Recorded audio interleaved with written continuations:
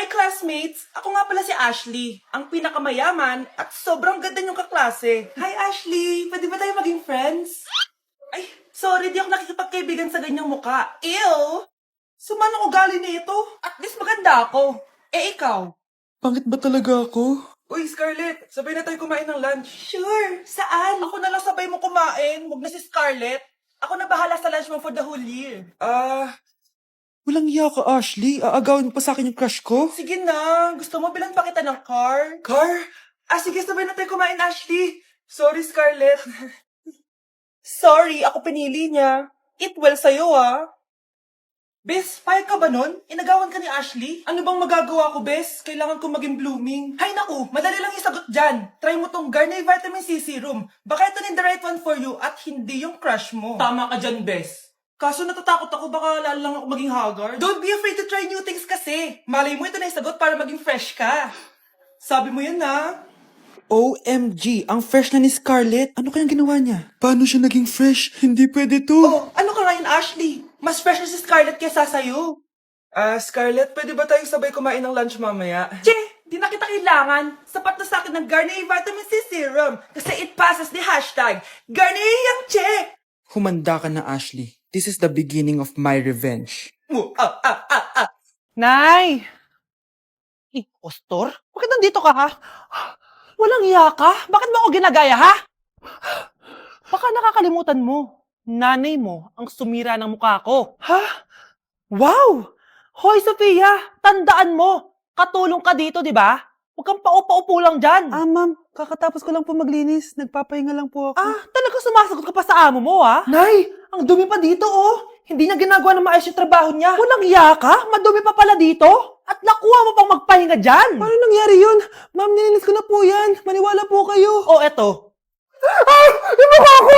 Ang sakit! Ayan, pati mukha mo, dudumi na. Umalis ka na dito!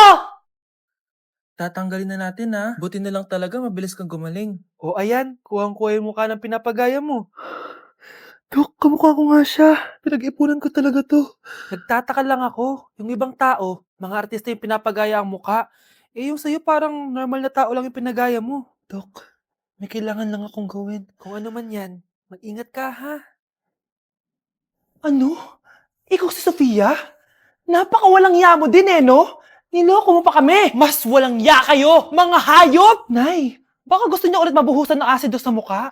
Asido? Gusto mo ng round 2? O eto, round 2! Sige, ibuhos mo! Naka-live ako, oh. Ipakita nyo kung sino talaga kayo! Ano? Alisin mo yan. Ano? Takot na kayo, no? Tignan ko na lang kung hindi kayo masisira sa mga tao. Hindi kami pwede masira.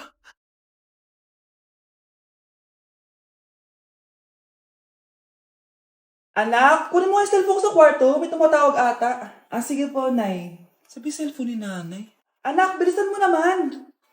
Ay, salamat naman. Nakatae din. Scarlett, ba't nandyan ka? Eh, di ba pinukuha ko sa cellphone ko? Pinagsasabi mo, Nay. Kanina pa ako dito sa loob. Nay, ito na po cellphone niyo. Sino yan, Nay? Bakit kamukha ko? Teka lang. Bakit dalawa kayong Scarlett? Nananaginip pa ako? Nay, ako yung totoong Scarlett. Ha? Sinungaling! Ako to, Nay. Ang totoong Scarlett. Sandali nga. Hindi na ako tutuwa sa inyong dalawa, ha? Isa lang ang solusyon dito. Magtatanong ako at kung sino ang makasagot ng tama, siya ang totoong Scarlett. Unang tanong, saan ako may balat? Balat? Nay, sa puwet. Nay, sa kifi. Tama, kifi. Ha? Totoo ba, Nay? O, diba, alam ko. Susunod na tanong. Ano ang timbang ko? Mukha kang 100 kilos, Nay. 75 kilos? Tama, 75 kilos. Yes. Huling tanong. Ano ang birthday ko? Birthday? Mahina pa naman ako sa ganyan. April 14, 1977? April 15, 1977. Tama! Ikaw nga ang totoong Scarlett. At ikaw, dahil talo ka, lumayas ka na dito, impostor! Ay! Sino ba kasing Scarlett na yun? Bakit kamukha ko siya? Anak, kilalang kilala mo talaga ako, no? Siyempre naman, Nay. Anak mo ko eh. Worth it lahat ng pagpaparetoke ko dahil sinira mo ang mukha ko noon. Ngayong napaniwala na kita, gaganti na ako sa'yo. Anak, kunin mo yung cellphone ko sa kwarto. May tumatawag ata. Sige po, Nay. Sabi cellphone ni nanay. Anak, bilisan mo naman. Ay, salamat naman, nakatae din. Scarlett, ba't nandyan ka? Eh, di ba pinukuha ko sa phone ko? Pinagsasabi mo, Nay. Kanina pa ako dito sa loob. Nay, eto na po cellphone niyo. Sino yan, Nay? Bakit kamukha ko? Teka lang, bakit dalawa kayong Scarlett? Nananaginip pa ako? Ah, Nay, ako yung totoong Scarlett. Ha? Sinungaling! Ako to, Nay, ang totoong Scarlett. Sandali nga! Hindi na ako tutuwa sa inyong dalawa, ha? Isa lang ang solusyon dito. Magtatanong ako at kung sino ang makasagot ng tama, siya ang totoong Scarlett. Unang tanong, saan ako may balat? Balat? Ah, Nay! Sa puwet! Nay! Sa kifi. Tama! Kifi. Ha? Totoo ba, Nay? O, diba? Alam ko. Susunod na tanong. Ano ang timbang ko? Mukha kang 100 kilos, Nay. 75 kilos? Tama! 75 kilos! Yes! Huling tanong. Ano ang birthday ko? Birthday? Mahina pa naman ako sa ganyan. April 14, 1977? April 15, 1977. Tama! Ikaw nga ang totoong Scarlett.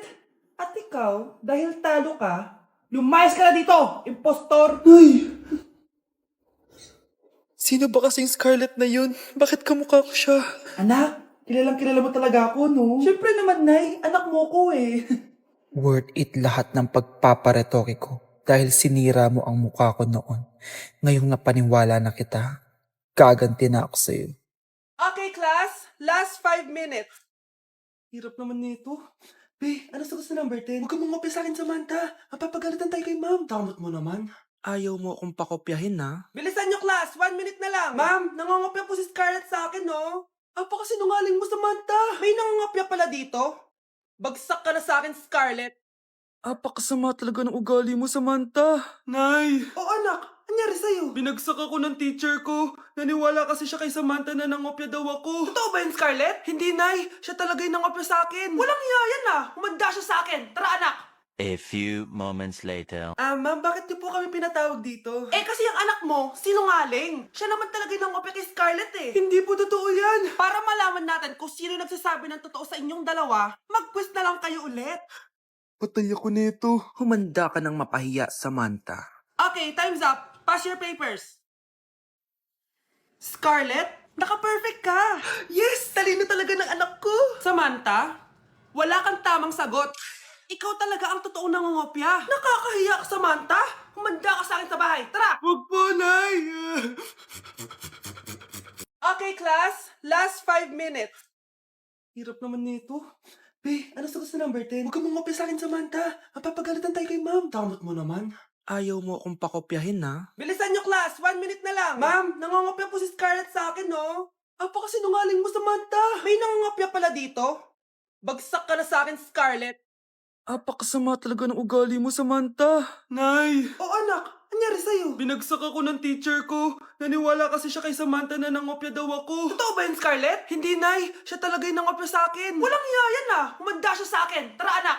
A few moments later. Ma'am, bakit niyo po kami pinatawag dito? Eh, kasi yung anak mo, sinungaling. Siya naman talaga yung nangopya kay Scarlett eh. Hindi po totoo yan. Para malaman natin kung sino nagsasabi ng totoo sa inyong dalawa, mag-quiz na lang kayo ulit. Patay ako nito. Humanda ka ng mapahiya, Samantha. Okay, time's up. Pass your papers. Scarlett, naka-perfect ka. Yes, talino talaga ng anak ko. Samantha, wala kang tamang sagot. Ikaw talaga ang totoong nangungopya. Nakakahiya ka, Samantha. Humanda ka sa akin sa bahay. Tara! Huwag po, Nay.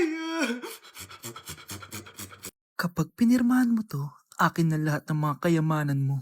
Oh, pirmahan mo na. Tita, wala naman ako field trip ah. Hindi pa ba sinasabi ng teacher niyo na may field trip kayo? Anak, okay lang. Pipirmahan ko na to para makasali ka sa field trip niyo. Walang ya ka talaga, Rosa. Wala ka talagang titira sa akin, ha? Manda ka talaga sa akin. Mabilis ka talagang utuin, Susan. Salamat, Mare. Ramon, napapirma ko na siya. Atin na ang bahay, pera at mga ari-arian niya. Magaling ka talaga, Rosa.